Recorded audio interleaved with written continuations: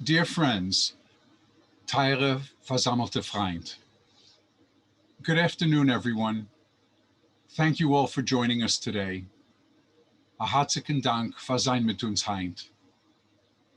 Before we begin, I'd like to ask folks who are joining us on Facebook to please invite or tag friends who might want to join us, or start a watch party or like our event on your timeline.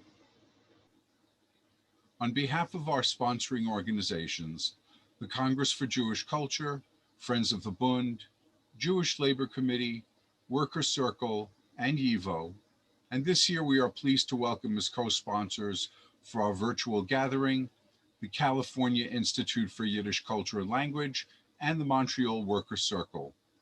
I am honored to welcome you to our annual memorial gathering that we are holding online this year, marking the 78th anniversary of the Warsaw Ghetto Uprising. We'd like to welcome those of you who have attended our gatherings at Der Stein, Yiddish for the Stone, in past years, or our virtual program last year, as well as those of you who may be joining us for the first time. Our program will be available for viewing on Facebook and YouTube after the event is over. Last year, when we held our first ever online event, we looked forward to this year's gathering when we could be together in person at Der Stein. However, for the sake of everyone's safety, we are again holding our gathering virtually.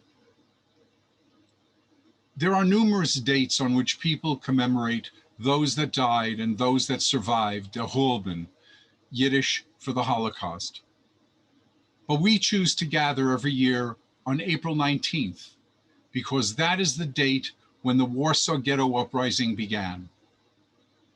On April 19, 1943, 78 years ago today, on the first Seder night of Passover, as the Nazis began their liquidation of the Warsaw Ghetto, a group of about 220 of its remaining Jews staged a historic and heroic uprising, holding the Nazis at bay for almost a full month until May 16th. The 19th marked the beginning of an epic battle, not for victory, as the resistance fighters knew from the outset, but for the honor of our people. On the walls of the ghetto, they posted an 11th commandment: thou shalt not despair. It was their watchword as they fought to the end. At 2 a.m., lookouts spotted the German artillery approaching the ghetto, and they entered the ghetto at 4 a.m. By 7 in the morning, their battalions were in position inside and outside the walls of the ghetto. The Nazis used the intersection at Mila and Zamenhof streets to stage their assault, intentionally, while everyone slept. But the band of resistance fighters were waiting for them, hidden behind barricades at the four corners of the intersection. They suddenly opened fire with handmade Molotov cocktails and shots from their lone machine gun. Soon, the street was littered with the bodies of Nazis. And when the battle ended, Marek Edelman, one of the leaders of the Jewish Fighting Organization, wrote, quote, on May 10, 1943, this period of our bloody history, the history of the Warsaw Jews, came to an end. The site where the buildings of the ghetto once stood became a ragged heap of rubble reaching 3 stories high. Those who were killed in action had done their duty to the end, to the last drop of blood that soaked into the pavements of the Warsaw Ghetto. We, who did not perish, leave it to you to keep their memory alive forever, end quote. And we do. Regardless of the circumstances, we gather proudly and we remember. Every day of life in the Warsaw Ghetto was filled with relentless horror and the possibility of death at any moment. Although the future was uncertain, our brothers and sisters conducted Pesach Seders, opened schools and libraries, gathered for services, held musical and theatrical performances, created archives, and attempted to continue living in some semblance of what life was like before the war. They did this not as an expression of denial, but as a powerful message of defiance. Every day of survival was a form of resistance, that the Nazis had not succeeded in exterminating our people. The Warsaw Ghetto Uprising allowed the fighters to say, "We will choose the moment of our death, not the Nazis." Many of us, our children, are survivors, yet we can only begin to comprehend the smallest fraction of the fear, the horror, and despair that the Holocaust embodied. Yes, we were born from suffering, but we were also born from heroism. We gather today in the face of a political climate that assaults our values, but strengthens our resolve to fight for what we believe. We are their legacy. We carry their message, which today is more important than ever, to resist oppression, to resist anti-Semitism, hatred, intolerance, and the dehumanization of groups of people. Instead, we devote ourselves to personifying and building a just, more perfect world, a schönere und bessere Welt. We make the decision to come together today as a community and continue to return year after year to remember and to remind the world so it never forgets. We invite you when you can to visit Der Stein, located at 83rd Street and Riverside Park in New York City, where we normally hold our memorial. And please lay a flower, as we normally do, at the end of our annual gathering. Let me tell you a bit about our regular gathering place. Der Stein is a flat stone, embedded in pavement and encircled by iron grating. Der Stein does not derive its poignancy from its grandeur, nor from the fact that it is a temporary marker embedded there in 1947 as a promise that a permanent tribute to the Warsaw Ghetto Uprising would later be built. Der Stein derives its meaning from us, because it represents unspeakable horror and magnificent heroism, because it possesses the silent scream of death and the determination to fight against all odds. Our parents and grandparents sang "Sag nicht keinmal, als du gehst den letzten Weg," as they face certain death. Never say this is the end of the road.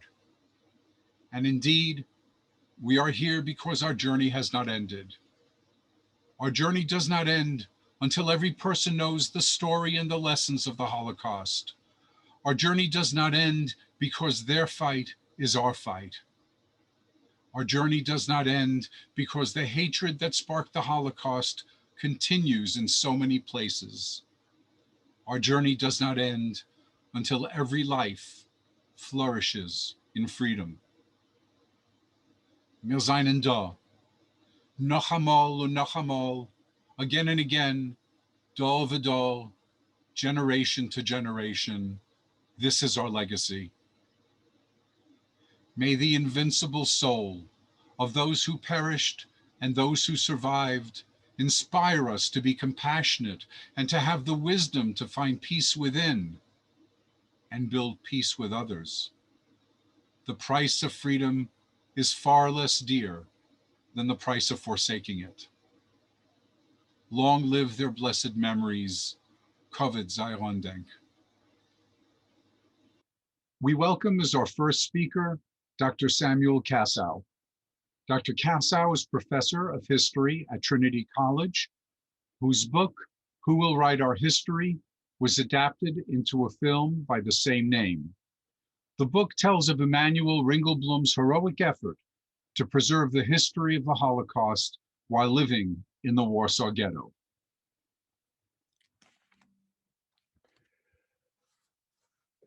As we remember the heroic uprising in the Warsaw Ghetto, those of you who've been to Warsaw may recall Nathan Rappaport's Ghetto Monument, erected in 1948 and today facing the Poland Museum, History of Polish Jews.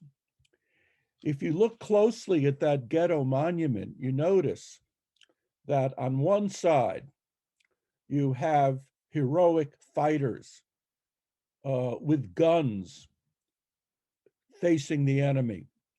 But if you go to the other side, you see a column of harried, helpless, persecuted Jews trudging to their deaths. And right from the beginning, there was an obvious tension. There was an obvious contrast, you might say, a cognitive dissonance between the two sides of that memorial. On the one hand, the fighters who were always tiny in number, and on the other hand, the millions of Jews who died, allegedly, supposedly, without fighting back. In the early years of the State of Israel, let's be honest, large segments of Israeli society, and especially Israeli youth, felt a certain sense of shame at the millions who supposedly died without resistance. Some said, used that questionable phrase, sheep to the slaughter. And so, as Holocaust Remembrance Day was established in Israel, and many pointed at the uprising in the Warsaw Ghetto, not just as a deserved example of Jewish heroism, but as an act that somehow made up for the shame of the millions, making, you might say, an invidious comparison between the fighters and the masses, that it was the fighters in the Warsaw Ghetto who redeemed the honor of the Jewish people. Well, decades have passed, and we've all gotten wiser. We've all gotten smarter. In Israel, here, we understand better. We understand now that there were different ways to resist, that there were different ways to fight back, that there were different ways to try to keep your dignity and your self-respect, as the Germans tried to do everything they could to dehumanize us.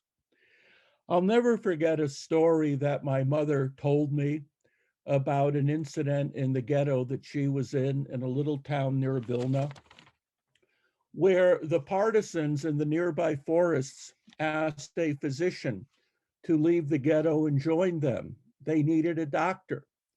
But the physician had an elderly father who was actually a rabbi. And the physician says, how can I leave my father? I'm not going. And when the Germans came to kill everybody, rather than try to run and save his life, this physician took his father in hand, and the two of them marched together to the ditch to be killed. This son loyally and lovingly comforting his father in his last moments. And I ask you, did this doctor go like the sheep to the slaughter, or was he a real hero?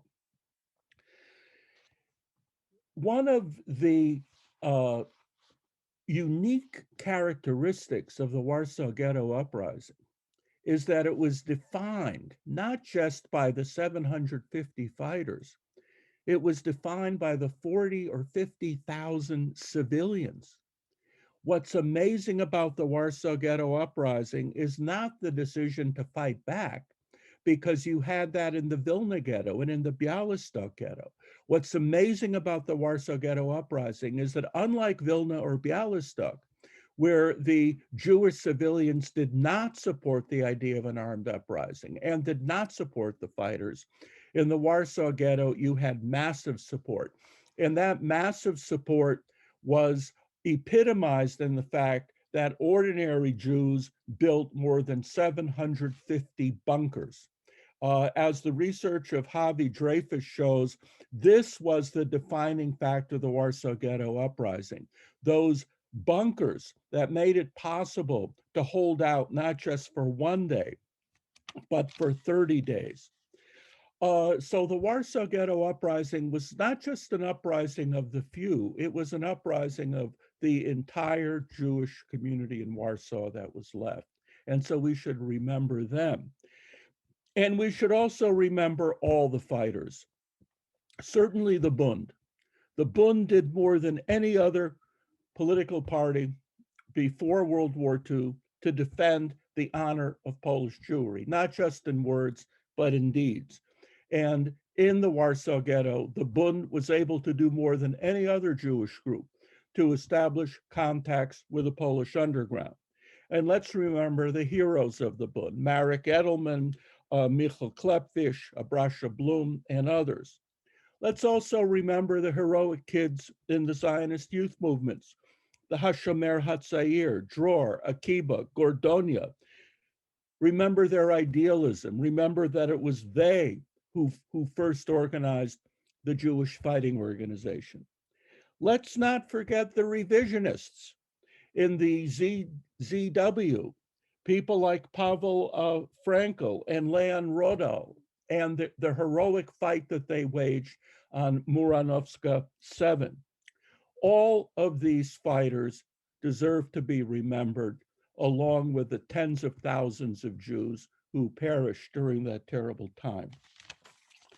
I want to end my talk by reading a poem which was published in the Globaker Yiskorbuch, and which was often read in the DP camps after the war. This poem, or I might say this, not so much poem, but this call to remember, was written by a survivor of the Vilna Ghetto, Dr. Mark Dvorzhetsky. Gedenk. Gedenk dem Chuben von Yisrael.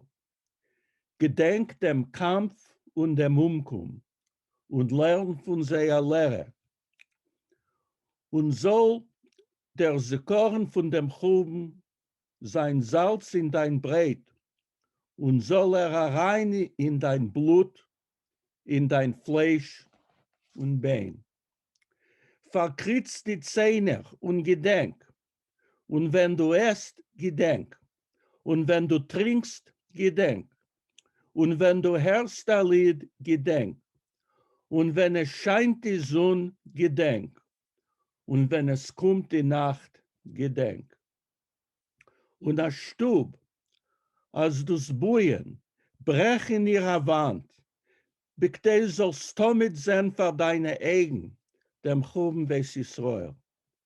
Und wenn du wirst das Feld verackern, a Berg von Steiner stell auf in ihm, zu Edes und zu Korn vom Brüder, was sein zu Kever Yisrael nicht gekommen. Und als du wirst sein Kind zu Chuppe führen, heb auf dem Korn von jüdischen Kindern, was zu der Chuppe wird man sie schön nicht führen. Und a viele kein Kaddisch wird keiner noch sei kein Mal nicht sagen. Und soll werden eins, der Täter und der Lebendiger, der Ausgerissener und der Übergebliebener, die, was seinen Weg und der Scheres Israel. Hör zu und Herr, wie es ruft jeden einem von uns, die Lehre von dem Volksunglück, zu Umru, zu Umru.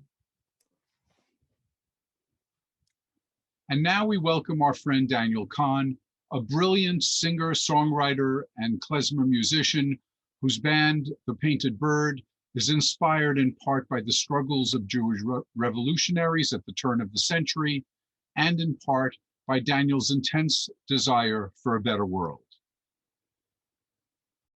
Shalom Aleichem, Geweren. Herzlichen Gruß von da in unser Schiffel in Hamburg.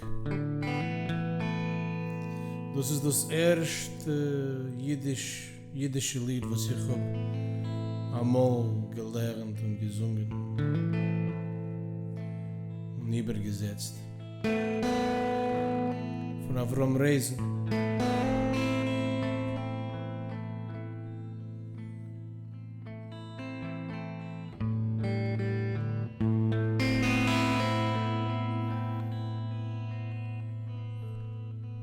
Huljet,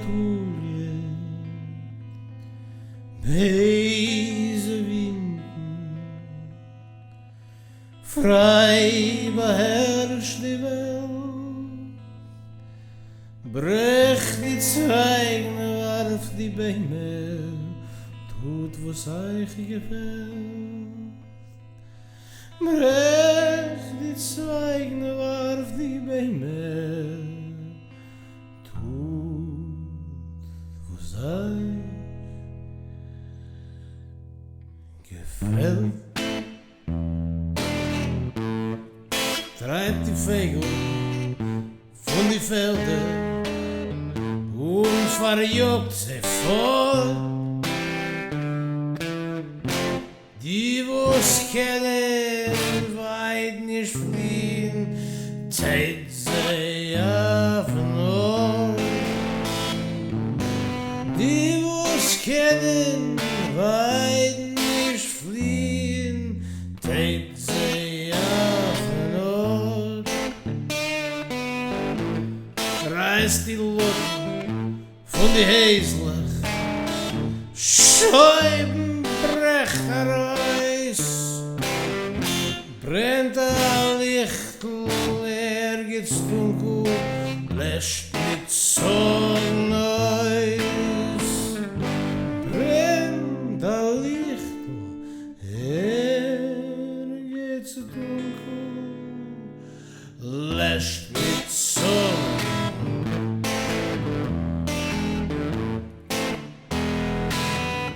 Wailing, wailing, winds of evil play upon the land. Fell the trees and break the branches by your raging hand. Rouse the birds from quiet meadows, let them seek to fly. If a wing is weak or broken, crush them as they try. Ram the doors off all the hinges, shatter every pane. If in darkness shines a flicker, kill that fucking flame. Wailing, wailing winds of evil, while your time is nigh. Long will winter keep the light of summer from the sky.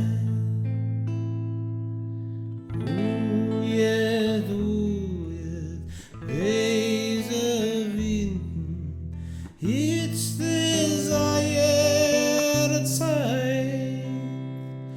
Lang wird dauern der Winter, Sommer ist noch weit. Nicht lang wird der Winter dauern, Sommer ist nicht weit.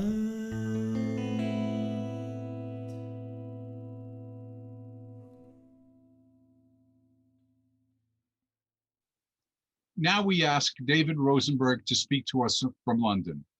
David's most recent book, Rebel Footprints, A Guide to Uncovering London's Radical History, tells the history of agitators and strikers, match girls and anti-fascists in London, taking us through great rallies and protests of the 19th century, from stories of suffragettes in Parliament Square to East End Jewish immigrants spreading the revolutionary gospel in Yiddish.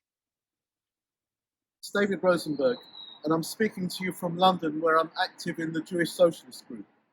I'm standing on Porchester Road beneath a plaque commemorating a heroic figure who lived nearby from March 1942 until May 1943.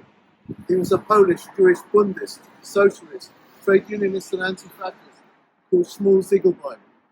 In autumn 1939, Ziegelboim told a large crowd of Jews in Nazi-occupied Warsaw not to go voluntarily into a ghetto. After this act of defiance, he was being hunted. His Bundist comrades hid him and then helped him escape from Poland in early 1940. They gave him a mission to tell the outside world how Poland's Jews were suffering under the Nazis and lobby the Allied powers to take exceptional action to rescue them. During 1942, Ziegelboim was a member of the National Council of the Polish government in exile in London. He sent letters and telegrams to politicians and diplomats based on information through underground resistance channels. He broadcast on BBC Radio. In September 1942, Ziegelboim told a mass meeting in London about the first systematic use of poison gas to murder 40,000 Jews in 7 weeks at Chelmno. In December 1942, a remarkable figure from the Polish resistance, Jan Karski, relayed a message in person to Ziegelboim from Bundists in the Warsaw Ghetto, asking that Jewish leaders in Britain and America go on hunger strike outside government offices until they obtain guarantees of action to save the Jews. Ziegelboim knew they wouldn't, but assured Karski he would do his utmost. In April 1943, while American and British leaders met at the Bermuda Conference inside the Warsaw Ghetto, the ZOB, a United Jewish Fighting Organization, initiated its incredible 3-week uprising. It was the most unequal of battles, but the Nazis paid a high price for their eventual victory. The Bermuda Conference failed to offer a plan to rescue and offer sanctuary to Polish Jews. On May the 10th, Ziegelboim received news that the uprising was finally crushed. The next day, he planned his final protest. He wrote letters to his closest friends, to Polish leaders, and one apologizing to his landlady for what she would discover. That night, he ingested poison. He was 48 years old. Before I conclude with extracts from 2 of his last letters, I'll say a few words about how the plaque got here. In the early 1990s, Meyer Bogdansky, a Bundist survivor in London, spoke about his comrade, Shmuel Ziegelboim, at a Jewish socialist Warsaw Ghetto event. After the meeting, Meyer said, "Should there not be a memorial for Ziegelboim in London? I promised to make it happen." We formed a committee of Bundist survivors and younger Jewish socialists. We approached the local council where Ziegelboim had lived. We gained support from members of parliament, writers, historians, and rabbis. Through the Bund, we contacted Ziegelboim's surviving family in America. Many obstacles delayed the process, but in May 1996, on the anniversary of Ziegelboim's suicide, 200 people filled this street. The plaque was unveiled by the then Polish ambassador and Ziegelboim's daughter-in-law, grandchildren, and one great-grandchild who flew in from America. Sadly, his son Yossel Ziegelboim did not live to see it. Before his suicide, Ziegelboim wrote a personal letter to close Bundist friends Lucian Blitt and Leon Oller. In it he said, "I beg both of you forgiveness for the trouble I make you. It is late and no time for long explanations. I bless, embrace, and kiss you, my dear comrades, who meant for me life and helped me. You will understand all without explanations. The comrades in New York and Poland, where some will perhaps outlive me, will understand." One of Lucian's daughters, Vlodka Blitt Robertson, who still lives in London today, was present at the unveiling. In his letter to the Polish president, Ziegelboim wrote, "Ich kann nicht bleiben still. Ich kann nicht leben, wenn die Rechtler von jüdischen Volk von Polen, wemens vorsteher bin, wären umgebracht. Meine Chaverim in Warschauer Ghetto seien umgekommen, mit Gewehr in Hand, in dem letzten heroischen Gerangel. Es ist mir nicht gewesen, beschert zu sterben, also mit sie zusammen mit sie, aber gehört zu sie unsere Massen Quorim. I cannot remain silent. I cannot live while the remnants of the Jewish people in Poland, whose representative I am, are being exterminated. My comrades in the Warsaw Ghetto perished with weapons in their hands in the last heroic battle.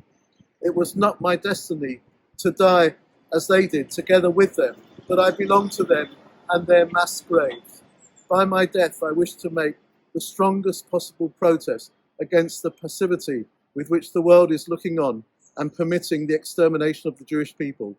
I know how little life is worth today, but perhaps by my death, I shall break down the indifference of those who have the possibility now at the last moment to save those Polish Jews still alive from certain annihilation.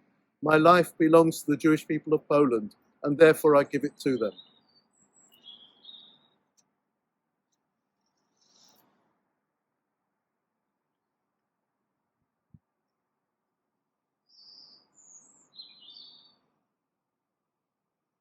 And now a song by students from the Manhattan Workers' Circle School. The students are led by their music teacher, Deborah Strauss, who's an internationally acclaimed klezmer violinist and educator. She's a member of the Strauss-Warschauer Duo and was a longtime member of the Klezmer Conservatory Band. The students are singing the Jugend hymn, words by Shmelke Kaczerginski, music by Basia Rubin.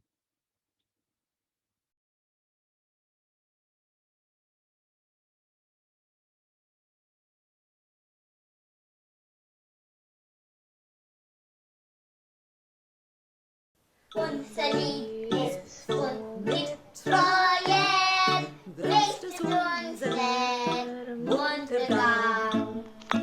Auf der Säule wacht beim Treuen, sture Jugend mit Gesang. Jede Welt ist in Not, und haben kein Partei. Auch der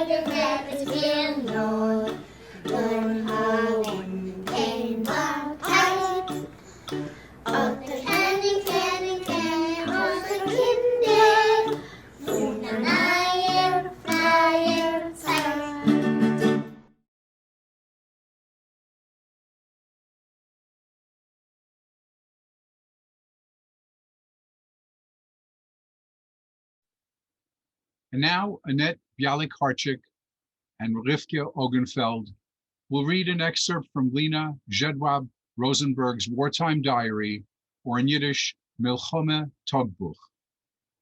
Annette is editor of Response, a contemporary Jewish review, an educator, poet, and Yiddish teacher, currently working as a learning specialist at the Dwight School in Manhattan. Rivka, who lives in Montreal, is a lifelong human rights advocate who was honored by la Commission des droits de la personne et des droits de la jeunesse, the Commission on Human and Youth Rights. The Diary of Lena Jedwab, 1941 to 1945.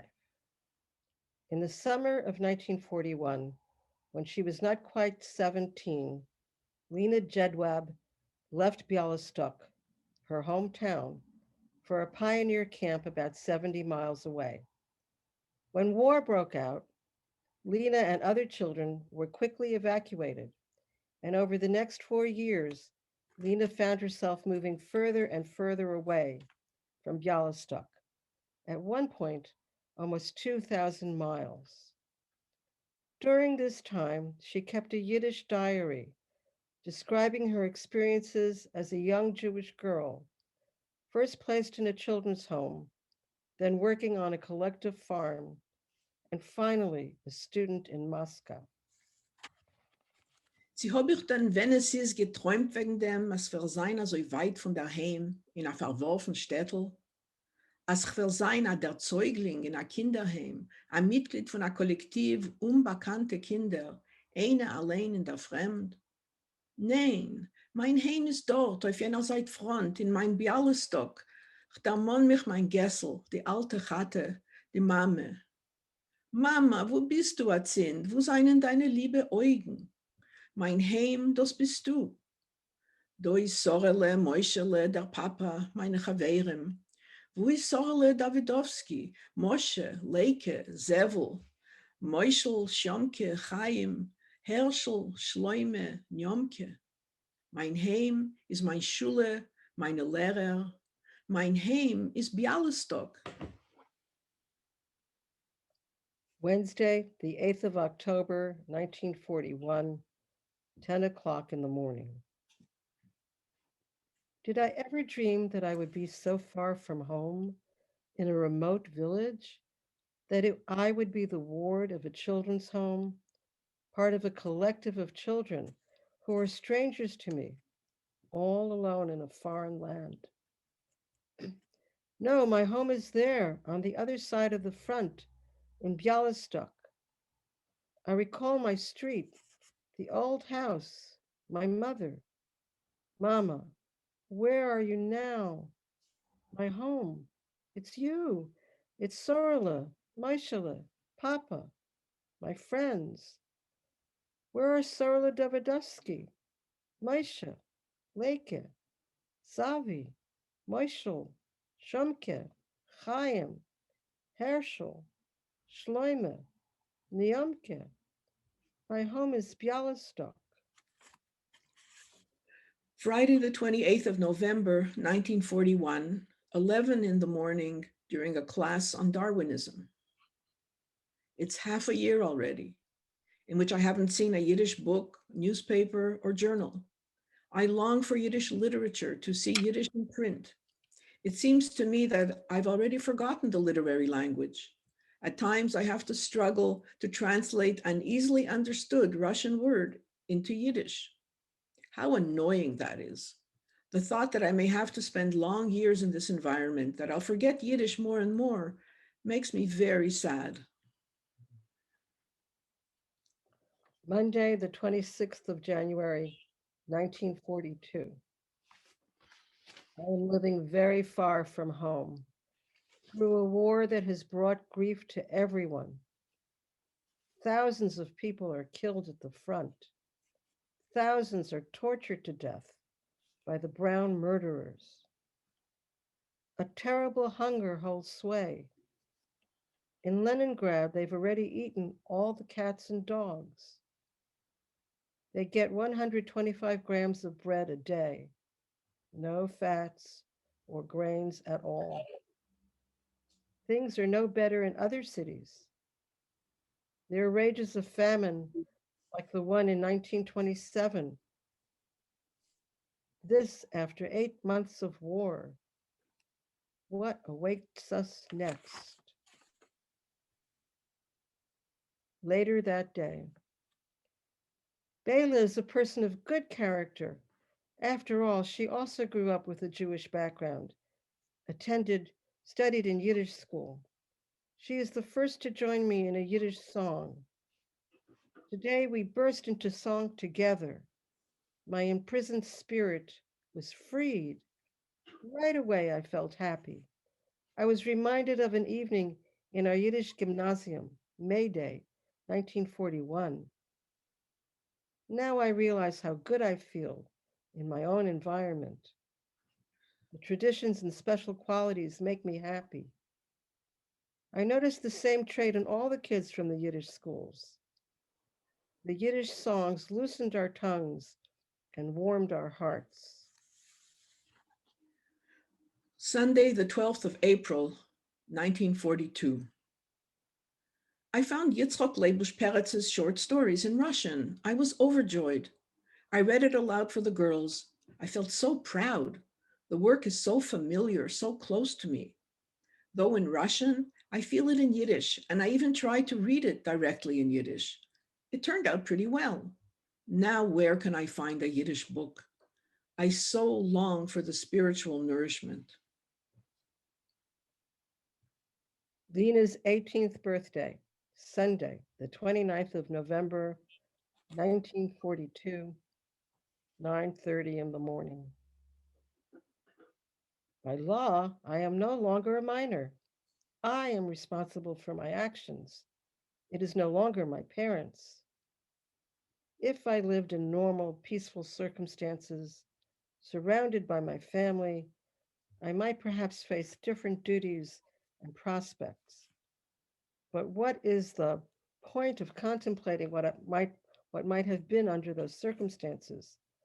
I do not have my family now. Will I ever see them? Who knows if I'll ever see my dear good mother, my poor father, my little sister, and my little brother. Moscow, Thursday, 4th of November, 1943. At the Union of Polish Patriots, I found many Jews from Lvov, Warsaw, Vilna, and Bialystok. Several girls are studying at the drama school of the Yiddish theater.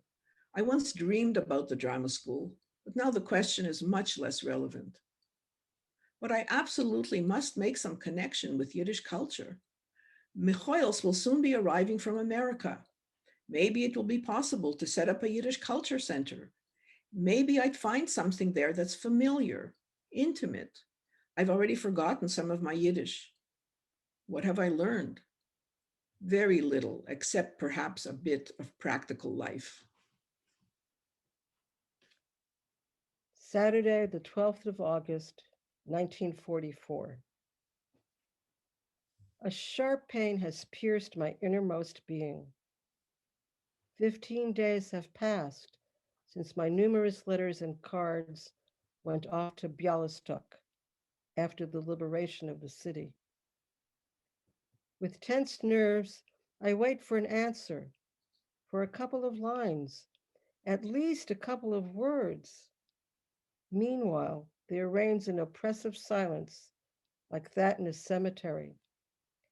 Instead of an answer, sensational articles about the death camp near Lublin at Majdanek, electric ovens where day and night they burn living and dead victims from Poland, Lithuania, Czechoslovakia, Italy, and France. Bialystok burned for 5 days, set on fire by the enemy before its retreat. The Bialystok ghetto was also set on fire. After all the news, can I still have hope? My home, now it is part of Poland. Are my loved ones still there? I am waiting for an answer. With every passing day, my hope dims. Wednesday, the 6th of September, 1944. The pain of waiting has ended with a greater pain. All the many letters that I sent to Bialystok have been returned with the notation that the addressees are absent. The horror is clear. They all perished as martyrs. And I become a sad creature with many sorrows. Next, Shura Lipovsky will join us from Amsterdam. Shura is an acclaimed Yiddish singer-songwriter and teacher who since 2005 has been the artistic director of the Jewish Summer Song School in London for the Jewish Music Institute. Shura will be singing Unter deine weiße Stern, Under Your White Stars, lyrics by Avram Sutzkever, music by Avram Brudner.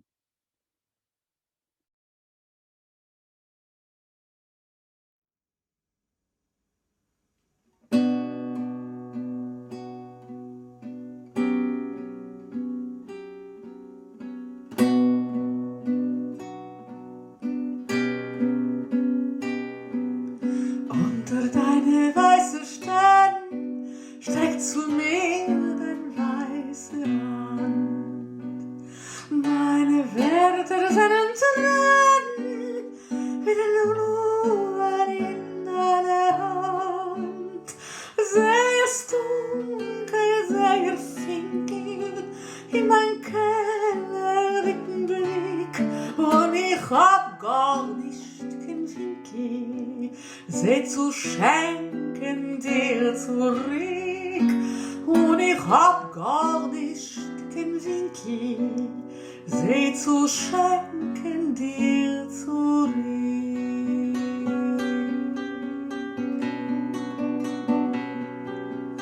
Und ich will doch Gott getreuen, dir vertreuen einfach weg, weil es wohnt in mir a Feier und in Feier meine Tag. Nur in Kennen und in Lächeln weint die mörderische Ruhe. Läuf ich Hecher über Dächer und ich such, wo bist du, wo? Läuf ich Hecher über Dächer und ich such, wo bist du, wo? Neben Joden mich ne schöne Trepp und Häufen mitgewoi, hängen geplatzte Strune und ich sing zu dir das Oi.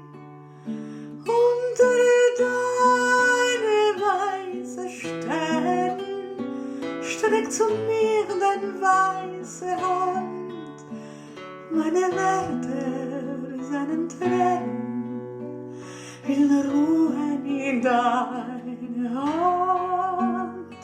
Meine Werte seinen Tränen will ruhen in deine Hand.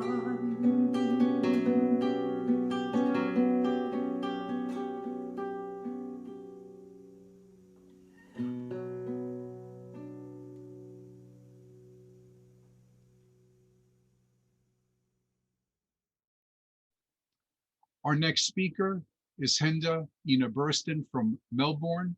She is a Yiddish and English writer and translator whose poetry, short stories, feature articles, and reviews have been published in anthologies, journals, and newspapers in the United States, Canada, and Australia.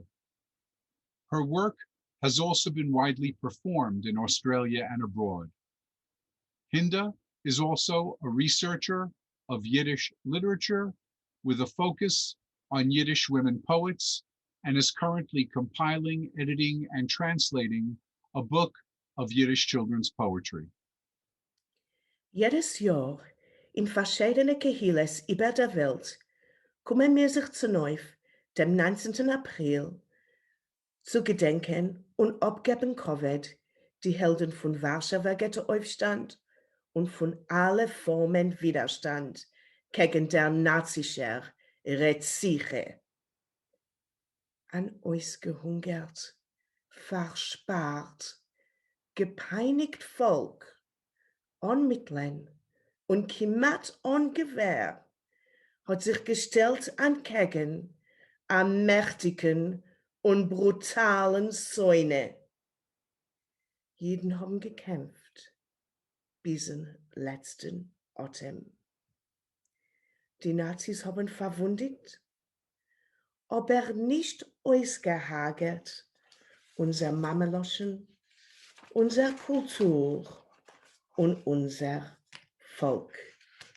Die Lebengebliebenen, welche haben alles verloren, haben eingeschlungen sehr Pein und Weh und haben aufs Neue aufgebaut jüdische Schulen, Organisations und Kehiles, als wir sollen weiterleben. Sie haben euch wieder aufgeöffnet, sehr Wunden und haben rekordiert sich eines zu verewigen, sehr eides Sorgen. Als wir sollen leben weiter. Mitreißen sich, als Hitler hat sein Ziel nicht erreicht. Aber heintiges Jahr stecken mir auch die Wörter in Hals. Und ich hab Meure. Nazism ist die letzten 5 Jahre wieder ermutigt geworden durch Regierungen und Kooperations, was geben Nazis a Plattform zu zerspreiten, sehr miese, zionistische Propaganda. Nazis sind embeuert geworden, beweisen sich in Gas und in sozialen Medien offen und unverschämt. Wir sehen öfter Akten von Terror gegen jeden und andere unschuldige und unbewaffnete Gruppen. Regierungen machen sich nicht wissendig oder wie wir haben gesehen im Januar, sind allein unter dem Feuer. In die Amerikas, in Europa und in Australien sehen wir, wie organisiert und unerschrocken Nazis seien heint. Es ist tatsächlich schrecklich, aber wir tun nicht erlauben, als unser Pachet soll uns paralysieren. Wir müssen sich stärken und kämpfen, wie noch und wo noch wir können. Sie das ist durch große, offene Akten von Widerstand, sie durch kleine, tagtägliche Akten, was zusammen ändern die Welt. Allein fühlen wir sich machtlos. Zusammen seien wir mächtig. Es seien doch so viele Gruppen Menschen, welche die Nazis willen vertilgen. Zusammen haben wir kolossale Kraft und Keuches zu bekämpfen Nazism. Die nazische Bestie wächst wieder und zerspreizt sich wie Schimmel. Die Zeit zu kämpfen ist jetzt. Wir müssen Teikev löschen, dem Feuer. Wir wissen doch, wo der Weg von Nazism der führt. Lass mir nicht warten, bis wir wollen sich wieder nötigen in Martyrer, was wollen überlassen, verjosemte Kinder, Partnerin, Mischpoches, Freund und Kehiles. Lass mir kämpfen jetzt mit Keuch und mit Kraft und mit Mut. Soll unser Trott apoikton wie ein Teil von einer mächtigen Symphonie, was zusammen verschweigt auf ewig Nazism. Zusammen wollen wir sie überleben.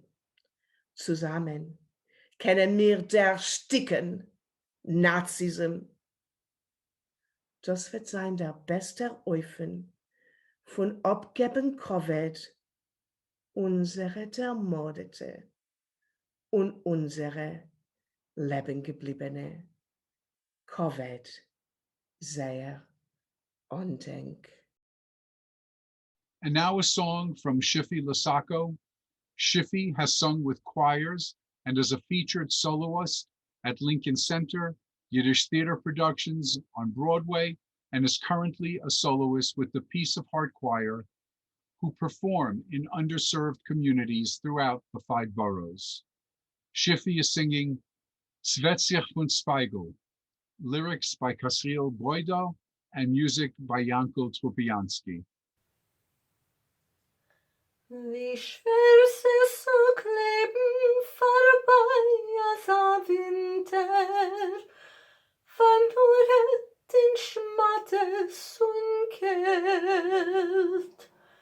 Ein Strahl hat zerschmolzen dem Eis von mein Fenster, gebracht ein Geruß von der Welt.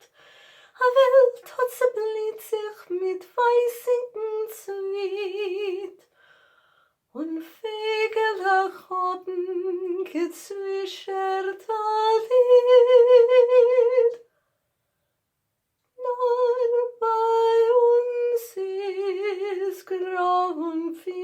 finster, senkt mit auf die Wind, auf die Sonne uns karge Strand, kleiben mir sie mit die Hand. Warnt uns die Spitzfinger nach um, tragen wir heim strahlach sun, und es wird uns etwas geringer, es wird sich singen, springen frei. A Winterle hat sich vergangen, wird durch Spares, a Sod eingeräumt mir dabei. Es hat sich ein hinter dem Hilzen im Parkan, zu wachsen der Rosinger Mai.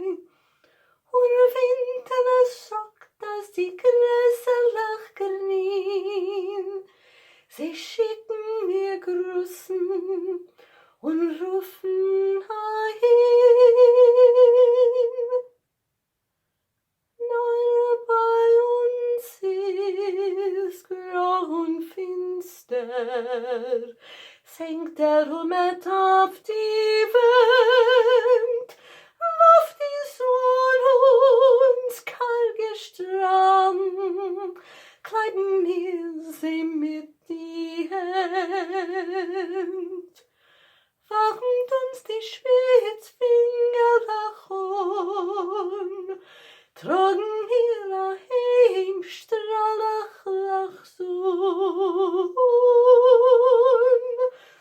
und es wird uns etwas geringer, es will sich singen, springen frei.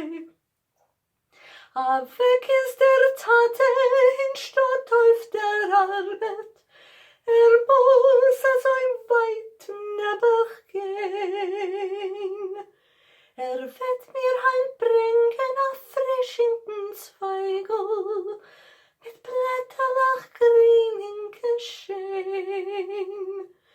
Nu wird es in reinigen Wasser stehen, und es wird sich von Zweigel zerblehen Bäum. Nur bei uns ist grau und finster, senkt mit auf die Wind, auf die Sonne uns karge Strand, kleiben mir sie mit die Hand. Warnt uns die Spitzfinger nach um, tragen wir heim strahlach sun, und es wird uns etwas geringer, es will sich singen, springen frei. And now, Maida Feingold will sing a song for us. Maida is an accomplished singer-guitarist with a bilingual repertoire of English and Yiddish songs. She frequently performs at music festivals in New York City, at the Museum of Jewish Heritage, with traveling Yiddish theatrical groups, and in solo concert. Maida is singing Stille Nacht, lyrics by Hirsch Glick, music unknown. Still, die Nacht ist ausgestorben und der Frost hat stark gebrannt. Sie gedenkst du, wie ich hab dich gewähnt. Halt noch Speier in die Hand. Sie gedenkst du, wie ich hab dir gelernt. a spear in the hand. A moid, a pelzel und a beret und halt in halt fest an a gun. A moid mit a samet einem ponim. He took them soines caravan. A moid mit a samet einem ponim. He took them soines caravan. Gezielt, geschossen und getroffen. Oh, dir kleinen Pistol, erneut auf Linken mit Waffen. Verhalten hat sie mit den Keul, erneut auf Linken mit Waffen. Verhalten hat sie mit den Keul. Tag von Wald heraus gekrochen, mit Schneegirlanden auf die Haar, gemutigt von Kleiningen mit Sachen, vor unser neuem freien Dor, gemutigt von Kleiningen mit Sachen, vor unser neuem freien Dor.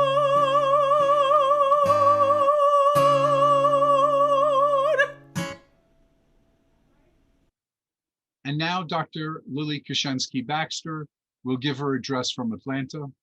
Lily taught women's studies at Emory University, was director of nonviolence research and peace studies at the King Center in Atlanta, and after retiring as director of the Weinberg Holocaust Center at Atlanta's Bremen Jewish Museum, returned to the King Center to serve as a senior educator for their newest training programs. I'm deeply honored to have been invited to speak today at Der Stein, even if virtually. Of all the memorials to the Holocaust, this one is closest to my heart. A memorial to the heroes and martyrs I grew up with, in person and in legend. All those inspiring people represented in the glorious history of the Warsaw Ghetto Uprising. Over my desk sits a picture of my mother, already elderly and in a wheelchair, taken at Der Stein on one of my visits to New York from Atlanta, my home for the past 40 plus years. I credit my mother and father and their friends, members of the Jewish Labor Bund, Arbeiterring, and Camp Hemshech, for teaching me of a Yiddishkeit that included giant doses of Jewish heroism, loyalty, bravery beyond bounds.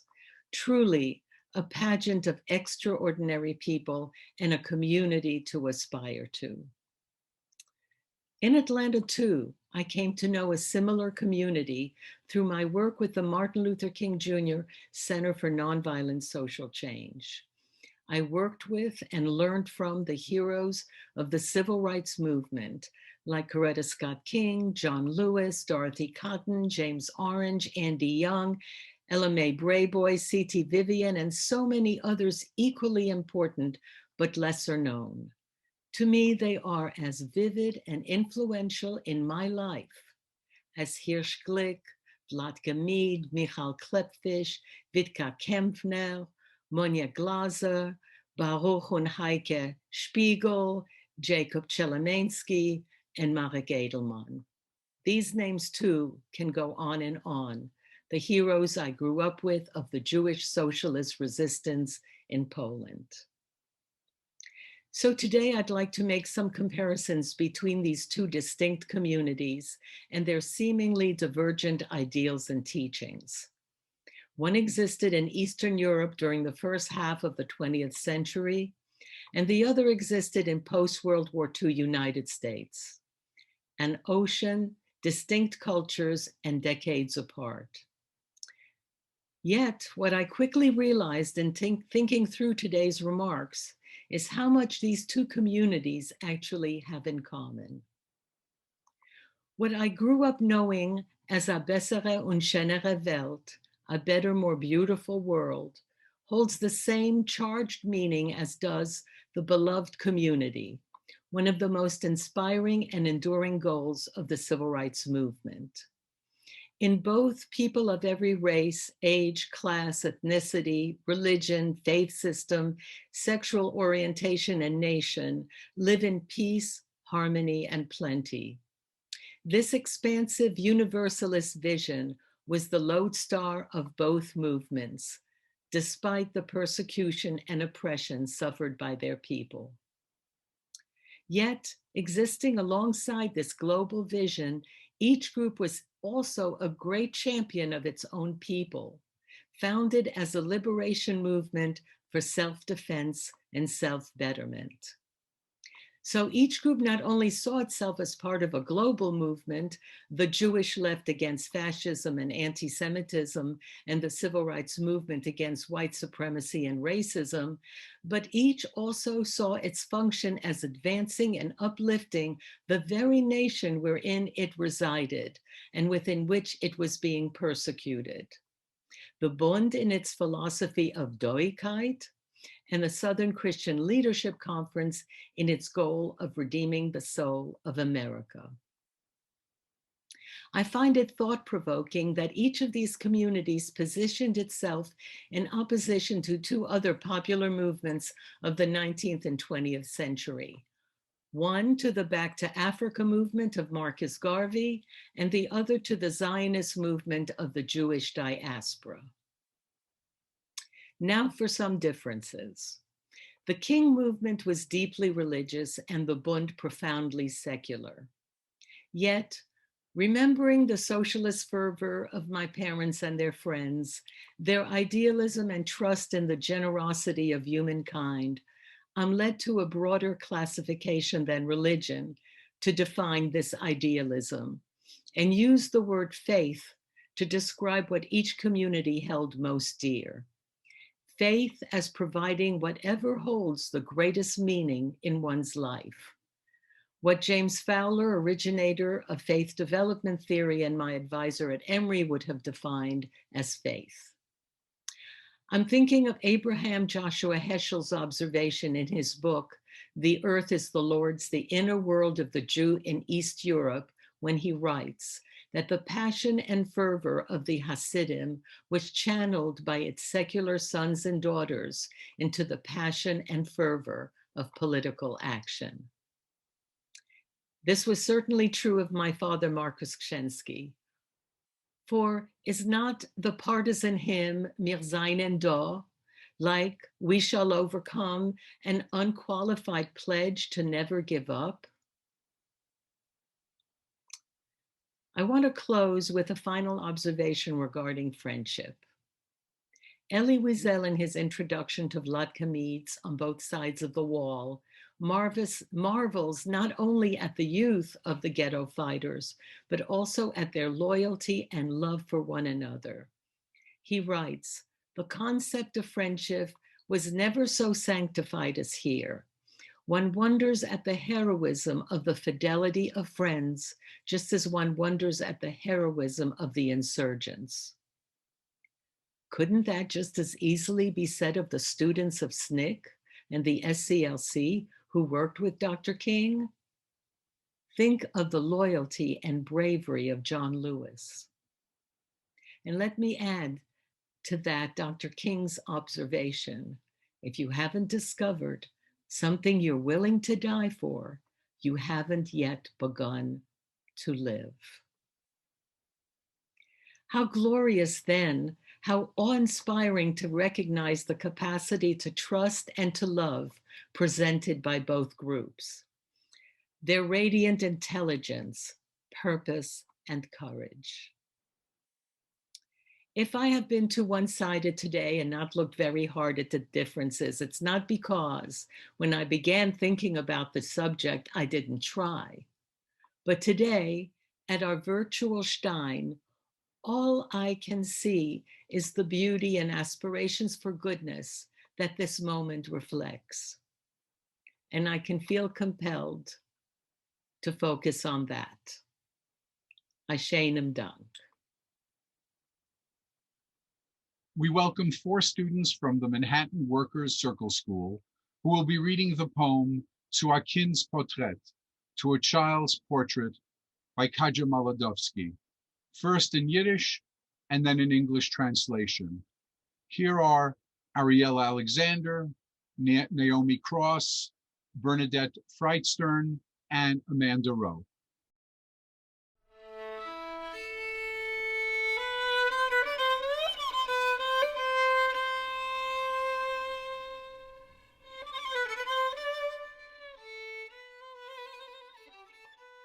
Zu a Kind's Porträt.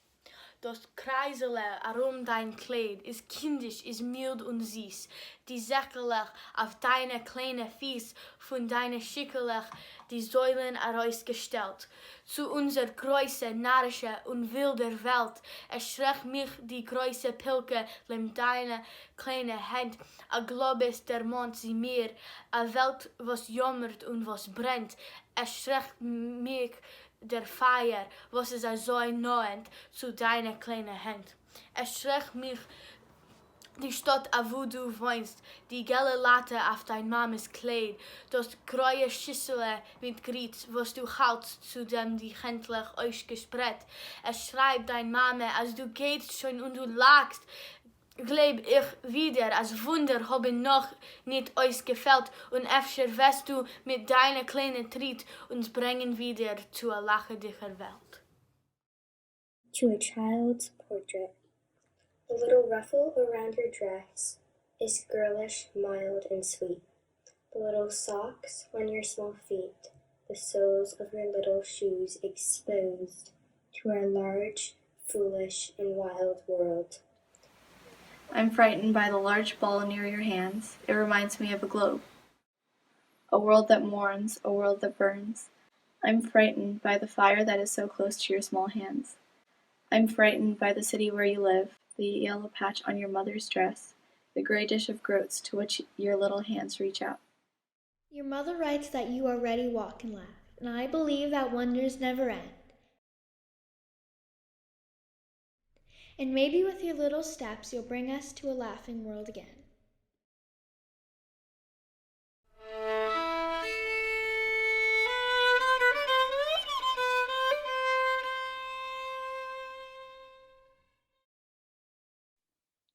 And now to close our program, we call on the Melbourne Bund Chorus. The words for our 2 closing songs will appear in transliteration on your screen. Please stand if you can as the chorus leads us in singing the Partizane hymn, lyrics by Hirsch Glick, music by Dmitri Pokras, and the Bundische Schwue, words and music by S. Ansky.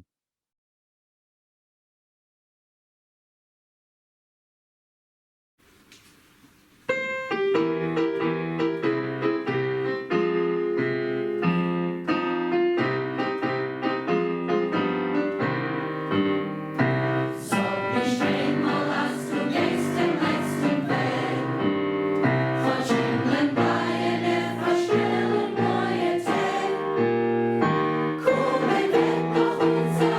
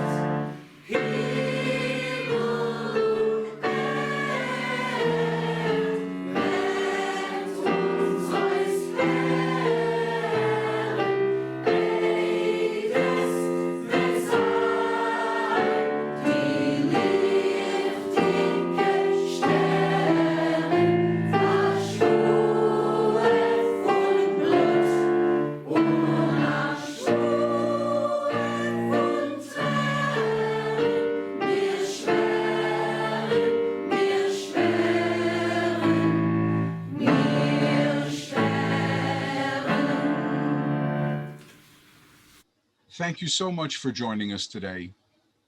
On behalf of our organizing committee, Shane Baker, Fegele Jacobs, Irena Klepfish, myself, Marcel Kushensky, and Moish Rosenfeld, I'd like to thank all our participants for creating this event.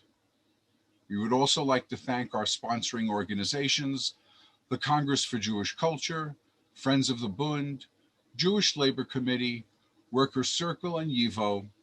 And this year we are pleased to welcome as co-sponsors for our virtual gathering, the California Institute for Yiddish Culture and Language, and the Montreal Workers' Circle for making today's program possible. We will also post a link to the Congress for Jewish Culture website, where you can download a copy of the commemorative book we published in 2018 on the occasion of the 75th anniversary of the Warsaw Ghetto Uprising. We hope that next year we will see you in person when we can once again gather at Der Stein in Riverside Park. Again, thank you so much for joining us, and please stay safe.